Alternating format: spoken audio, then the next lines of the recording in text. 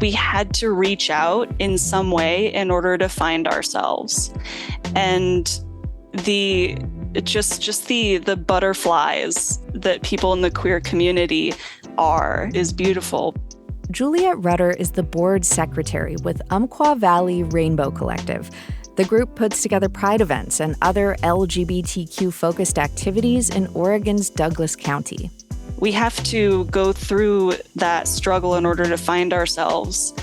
And while I don't think that we should have to do that, I think that it is still something that should be revered and respected and loved.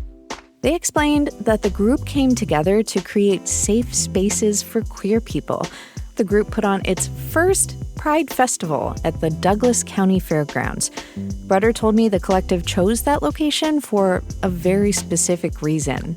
It can be a space that we can enclose so people don't need to be mulling about with protesters literally right behind them. The protesters get to be outside of the event. So it's a much more exclusive thing that people can feel safer at and less like they need to defend their existence every 2 seconds while also trying to celebrate themselves. We're trying to help them to not have to do that. June is officially Pride Month, but queer visibility shouldn't be limited to one month of the year. It's important all the time. I really love actually how much more visibility is on rural spaces. This isn't the only place that I've heard of where rural areas are starting to get more attention. And that really gives me hope. I'm Jen Chavez, and this is The Evergreen, a podcast about the place you call home. Pride is about celebrating queer communities, and it's also a chance to learn about queer history. Today, we're going to bring you 2 intergenerational conversations about the importance of history and combating queer erasure with friendship and resilience. Eugene has been known for decades as a very lesbian-friendly city. From the 1960s through the 1990s, lesbians traveled from across the U.S. to Eugene, Oregon, many in Volkswagen buses. In fact, so many lesbians made their way to Eugene and began building lesbian collective businesses and group houses that it became known as the lesbian Mecca. I'm Enid Lufton, and right now, I think I'm a historic lesbian, I realize, which is amazing. I'm 72 years old, which is also amazing. Was originally from Ohio and came here in 1977 to Eugene. Very, very involved in the lesbian community all that time. OPB Weekend Edition host Lillian Kerbeek recorded a really fascinating conversation between Enid and Shayna Meltzer, who is 51 years younger than her. My name is Shayna Meltzer. I use she, they pronouns. I'm 21 years old. I grew up in San Diego, California, and now I go to the University of Oregon. Enid and Shayna were both raised Jewish, and they were both involved in the Eugene Lesbian Oral History Project. They've become good friends. I would call Enid my queer grandma, and we get dinners, and it is very lovely and very special. Actually, I was looking for some young bodies to help me with a garage sale like a year ago. But over the year, then we just would spend time together and just talk and learn about each other, and it's just amazing. It's very special. I didn't really know anything about other generations in terms of queerness or anything about that. I knew a little bit of history, but I didn't have people in my life. And I think that as I was kind of coming into my own identity and exploring who I was, who I wanted to be, being able to have someone from an older generation who's been there and can talk through that with me has been a really powerful experience. And for me, it never occurred to me that younger people would be at all interested in me as an old person. And it just surprises me how they're really interested in, what my life was like and what it is like now, and that they honor that. And I just never expected that. I usually thought that young people didn't really pay much attention to older people. I guess when I was young, I didn't. But so it's been really refreshing, and it's been really nice to talk about what our lives are like and, hopefully be some kind of role model, but also they're such role models to me too. Talking with Shayna and other younger people, I really, I'm in awe of like what they're having to deal with. And also, they also, are looking for ways to connect and seeing through the project what we had, the community that we built in the 70s and 80s, and, how there isn't something exactly like that now. I think that, being exposed to social media at such a young age, there's suddenly all of these options and all of these things, and do you have to know, and how do you figure it out? I think that sometimes my generation likes to label. I think there is really that like desire to have like your identities and what those are, and then there's so many different ones. Being queer is not at all like it was when, I was first coming out. And, I know a lot of people my age still have a hard time using the word queer. I'm very comfortable with it because it really incorporates, so many different things, that the possibilities that we have. And so and then coming out as a lesbian, especially through feminism, really realizing that the patriarchy was keeping us down and finding ways for women and lesbians to be able to create our own space and our own way of living. And I think it's gone beyond that now because there's more than just the binary, and there's more than, when I was, coming out, it was pretty much like you figure out, are you gay or straight? Maybe are you butch or femme, although that was starting to ebb a little bit. But now there's so many things that you have to look at to figure out who am I, and those things are changing all the time. And I think it was, it was maybe a lot simpler for us, even though there were, we really had to fight, and there was a lot of prejudice, but we also, it was easier for us to find our direction and move towards it, I guess. I grew up with crushes on my girlfriends all the time, and I was madly in love with my best friend in high school. And there was some physical stuff that happened, but we never acknowledged, what was going on. I was in college and I was taking a psychology class, and we were on the chapter on deviant behavior, which was drug addiction, prostitution, and homosexuality. And I remember walking out of class, and my friend was had the class in the same building after me, and I saw her there, and it was like, I freaked out. It's like, that can't be me. That can't be me. Homosexuality was still considered a disease at that time. And so people always ask me, like, talk about coming out to their family and friends and stuff. Like, I never sat down with anybody and said, oh, I'm gay, I just was myself, and people figured it out, and it was okay. And unfortunately, my parents were very accepting and, loving about it, so. There was like a sense of shame for me when I was first kind of exploring that part of my identity. And kind of similar to you in high school, I went on a date with a girl and then just kind of was like, actually, that was just a practice. Like, that doesn't mean anything, And then it wasn't until COVID, my senior year, where I was like spending all of this time alone in my room and a lot of time on social media. And I don't know, I was able to kind of reflect on myself a little bit more. So I first came out to a friend around that time, and it was hard. I was like crying, and she was very like supportive. And I don't really know where that shame kind of came from. It didn't come from my family. And my parents, well, it could have come from society, the world. Yes, you're right. There maybe were some other messages out there emphasizing those things. Yeah, absolutely. And my parents have always been so like, you love who you love. And even so, it was more, I wanted to tell them when I had someone to tell them about. I don't know why that's what it was for me. A couple months ago, they were up to visit me, and we were at dinner, and they were asking me about all the work that I've been able to do with this Eugene Lesbian Oral History Project, because it's become my favorite thing ever. And my dad kind of said something like, well, you haven't like told us that there's any other reason that you're like interested in that. And I was like, okay, well, maybe I will tell you. And that was kind of, I officially like came out. Because I never came out to my family or anybody else, actually. I'm curious, it's like, how do you say it? What do you say? How do you communicate it? What does it mean, Yeah, it was kind of hard because I don't feel like I am defined by any one label. And then once I'm like putting something out there, then I feel like that becomes it, right? Like that's how people see me, or like that's what I am. So finding the right words to express that part of my identity was challenging. And at first, I think they were kind of like bummed that I hadn't told them sooner. So I kind of had to reassure them, like, it's not because of you. You know, you've been incredible always. It was more just my own journey coming to like wanting to talk about that part of myself.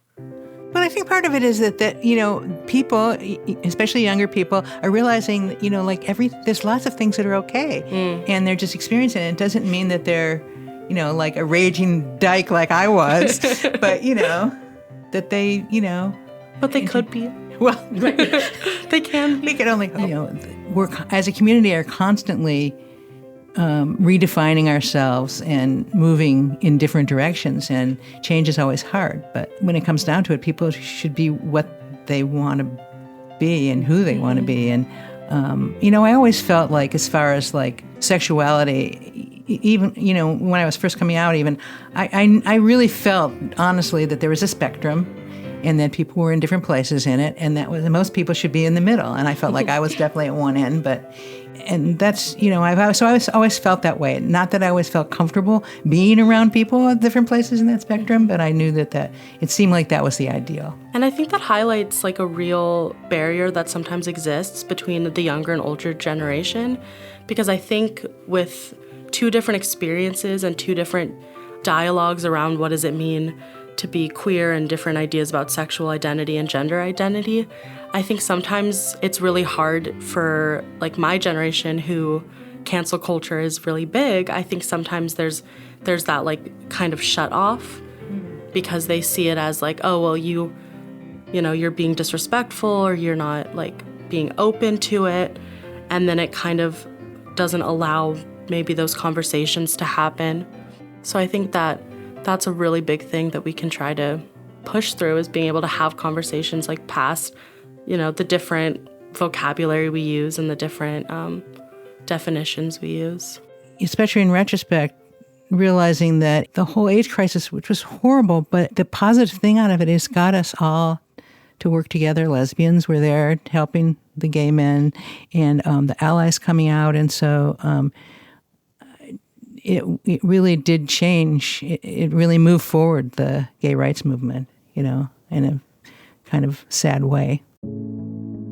I think I can mostly only speak from, you know, my own experience and context, but I think that I would want your generation to know that we're really proud of the history and seeing how far queer people have come. And like, I get to live the way that I live now because of things that your generation did.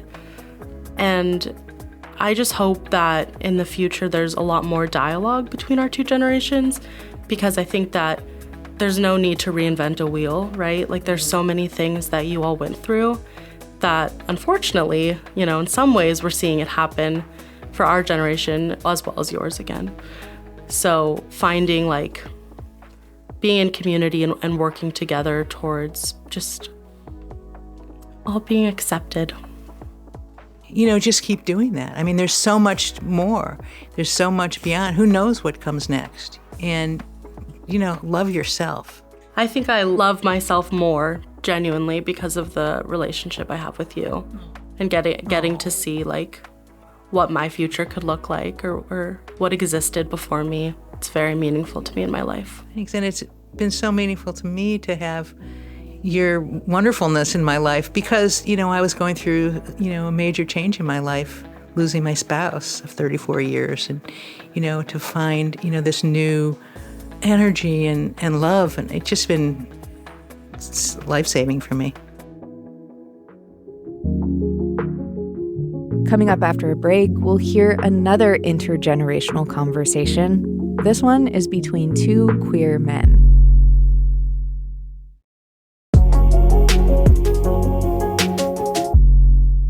Looking back on the history of LGBTQ people reveals how much has changed, and the challenges that queer communities still face. OPB Morning Edition host Jess Hazel recently brought together two people to reflect on this during Pride season. So before we get started, I feel like I should get to just know you a little tiny bit. All I know is your name is Roland. My name is Paul, he, him pronouns. I'm 61, and I've been in Portland for a long time. Nice. How about you? I'm Roland Mechanic, he, him pronouns as well. I'm 32. Okay. I've been in Portland about 10 years. Okay. I'm originally from Florida, so that kind of fun. Another refugee coming here. Yeah, exactly. Yes. Yeah. Okay, cool. Yeah. Paul Arabino is the editor of a new anthology called Defining Moments, Essential Queer Stories, that spans generations and locations across the Northwest. And Roland Mechanic is a comedian and improviser. What do you hope that older people understand about your experience? Yeah, well, I think there is this divide. You know, I don't have a lot of like older queer friends, and I wish I did, because I think understanding that we are going through a lot of the same things that you did to a very different degree, right? I think in a lot of ways it is a lot better for the youth today. But in a lot of ways, like with visibility comes a lot more violence, and you know, just being on the internet and social media. I mean, if I choose to post a video where I'm telling a story about being trans, that opens me up to so much hate. Yeah, and so I think that's part of like being younger. And even like I'm 32, so I'm not even on TikTok as much as the Gen Zers. But yeah, I think that's sort of just part of it, is like, okay, well, if I want to be myself and put myself out there, I might get some horrific things said to me online. And it's like, that's kind of an unfortunate part of the culture right now. That's an excellent point. Yeah. Yeah, I'm curious about kind of the flip side of that. What do you hope that younger people understand or take away from these stories? What I'm finding is the depth of emotions are there, and young kids are listening, and they really appreciate the stories. And I think they appreciate the resilience that we demonstrate for them, and they want to be near that. They want to be close to that. One of our storytellers talked about a suicide attempt, and it was a very painful experience, but it also defines who that person is today. And this year, he's coming up on his 10-year anniversary, and he calls it his life celebration. It just, that story in of itself, when he reads that story, the young kids can totally relate to that. Yeah. And some of them have talked about suicide ideation or, you know, cutting themselves. And it's just like, wow, that still happens today. So I think I would love to see if there's a way that we can foster that. How can we support one another and maybe not so much tokenize the experiences, but see how we can be there, cross generations for each other? I mean, it's so important to hear about elder stories and, you know, what happened during the AIDS crisis and things like that, because I mean, I know I grew up hearing that I had a mentor who's around your age, who's a gay man in Florida, and he was super influential to me. He was my acting teacher, my first improv teacher, but he had so many friends. He lived in New York in the 80s, and he had so many friends that died. And I don't know if like the real young queers know as much about that now. And so I think it is so important just to find these ways to connect and talk to each other. I guess I'm curious what your thoughts are about our future. So we have this history. How does that inform the future? To be honest, it's hard right now for me to feel hopeful about the future. I don't know. Right now, it feels like a little bit of a dark time, and it's hard to see what the path forward is there. But I think it's continuing to connect in these ways. And I just know when I'm with my community, it just feels like better. And like, okay, maybe we can tell our stories together and have each other's backs. Well, I'm curious what you think about the future. Yeah, well, I feel like we're at a rough patch politically. It's one of the reasons why I wanted this book to come out now, during this election year, because I feel like there is a sense of this queer erasure. Like they don't want to know our stories. Yeah. Like they're banning our books, they're burning our books. They don't want to know the truth. They don't want to know. And these stories are so important. So I'm very motivated to tell these stories, because if we don't, then who does? Yeah. And I'm really passionate about that. And the other thing, I feel like allies have been super, super supportive on this journey, that they want to know more. They want to be able to support us in a meaningful way. It's like they want more depth too. They want to understand our struggles and our challenges so they can be better allies. So yeah, I feel hopeful, but there's still this feeling of, I feel unsettled with just like the way things are going politically, and also the separation. It's almost like we have like two different countries. But, when I was talking about allies, it made me wonder for you, because you're a different generation than I am, are you getting support from allies outside of the trans or the queer community? And what is that like for you? What's your experience like? I am getting some support outside of the queer community, and I think it's definitely gotten better, especially living in Portland. And, I think there's sometimes a difference between people saying they're allies and having good intentions, but then when it comes down to their actions, they don't necessarily do anything. So one example of that is, like, it's a simple way to be an ally is to correct someone if someone misgenders you. But people get so scared. I can see it in their face. It's like, oh, am I doing the right thing? Should I, I don't want to overstep. And it's like, just say, hey, it's he, him, Right. And I think like it's this fear of doing the wrong thing. And so sometimes they don't end up doing anything. I'm sure over the years you've seen more and more allies come to the front.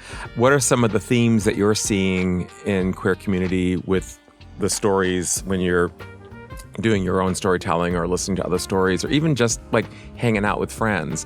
Are you coming across certain themes, some universal themes? I would say a big theme I've noticed, at least recently in my community, is people not thinking they're queer enough. Like sort of having this idea of what it means to be a part of the LGBTQI+ community. And I can't tell you, I've had countless friends that are, well, I'm bi, but I've never actually been with a woman, and I don't think, I don't want to take up space. And I just want to say, you're all welcome. Like, there's no queer enough. I think it's just always going to be discovering who you are, and how you tell that to the world is always going to be a universal theme. Good point. Yeah. What about you in your book? Did you find any themes other than coming out? Generationally, I would say that for the older of us in the book, there were probably some universal themes around safety. What would we lose? Like the alienation was huge. Like if we were discovered, we would lose our jobs, we'd lose our housing, we'd lose our school. Like we would lose so much. And then also just not having role models. We have, I believe, two older trans storytellers. One is 75 and one is 66. And to be trans at like 5 and 10 years old, but not to have a name for it, and to feel like you're the only one. They didn't have the role models, so they kind of had to become the role models, even though they didn't necessarily sign up for that. Then, I mean, I feel like that to a much smaller degree with like being the first out trans improviser in Portland, at least that I'm aware of. Like, I did not want to be a role model, but I think if you're the first of anything, right, people look at you and there's sort of a spotlight on you. And that's something with queer stories. It's nice when we're able to put the spotlight on ourselves in a way that feels good, instead of just, oh, you're just, like you said, tokenizing me just because of my identity. So it makes me think, I've noticed that when we do things like by us, for us, and I don't do this enough, but I love doing queer events for queer people and allies, obviously, but it's different. Yeah. At least for me, it just feels so right. It's like we're just with ourselves and we can just celebrate ourselves and we can maybe say something a little off color, but we can get away with it because it's like us. If I know it's a room of mostly queer people, like I can let my guard down a little bit and just kind of like breathe a little. I have a queer improv team, and when we perform together, it's just the most fun. Knowing like, okay, we have that in common. Yes. Like I feel more taken care of, I guess. Yes. Yeah. Is there anything that you just want to say, a certain message that resonates with you with Pride this year? I think I'd like to maybe just reiterate, because we both talked about people not thinking that they're queer enough or that their stories are important enough. And I just want people to really like sit with that and think about what makes you think that you're not important enough to tell your story. Because I think there's probably a lot of people out there whose stories we're not hearing. If this is like a theme that we're encountering, there's probably a lot of people that are still afraid to speak out. So, yeah, I would just love to just keep hearing from young people, from old people, and keep having these conversations where we're able to realize we have a lot more in common than we thought.